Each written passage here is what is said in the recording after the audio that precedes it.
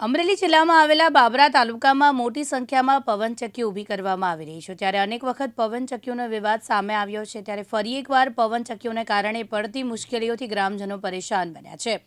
જેથી ખાખરિયા ગ્રામ લોકોના દ્વારા પવનચક્કીના કારણે પડતી મુશ્કેલીઓને લઈને જિલ્લા કલેક્ટરને આવેદન આપવામાં આવ્યું છે। ખાખરિયા ગામના ગ્રામજનો દ્વારા માજેતર ગામની સીમમાં અયન વિન્ડ ફાર્મ કંપની દ્વારા પવનચક્કી ઊભી કરવાની કામગીરી ચાલી રહી છે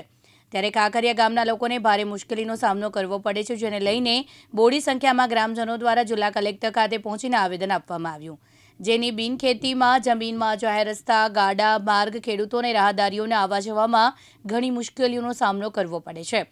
અને કંપની સામે કાર્યવાહી કરવામાં આવે જેવા વિવિધ મુદ્દાઓ સાથે ગ્રામજનો દ્વારા જિલ્લા કલેક્ટરને આવેદન આપવામાં આવ્યું છે। હવે અમારા ગામની સીમમાં થઈને અને દરેડના ગામમાં જે પવન ચક્કો ઊભો થાય છે દરેડની સીમમાં એના વાહનો અમારા ગામમાં થઈને હાલે છે લોડિંગ વાહનો અને અવારનવાર વાડીએ આવવા જવામાં પશુપાલકોને બળદગાડાવાળાઓને પ્રોબ્લેમ થાય છે। એ બાબતે અમે ત્યાં ગામમાં ગ્રામ પંચાયત તાલુકામાં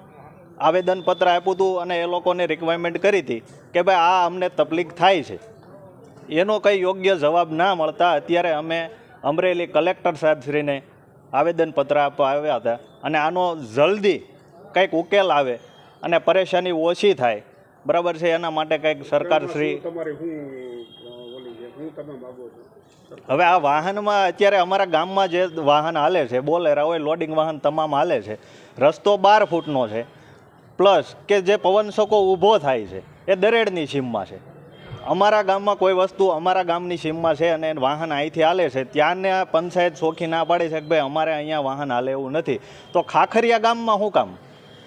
ત્યાંથી આકે વાહનો કોઈ તકલીફ નથી ખેડૂતોને અને હોય બરાબર છે તો જેને જમીન આપી છે એને વેઠવાની અમારે કોઈ કારણ વગર પશુપાલકોને બળદગાડાવાળાઓને ખેડૂતોને આવવા જવામાં બધી રીતે તકલીફ થાય છે એટલે આનું જલ્દીમાં જલ્દી કાંઈ પણ નિવારણ આવે એ માટે અમે આવેદનપત્ર કલેક્ટર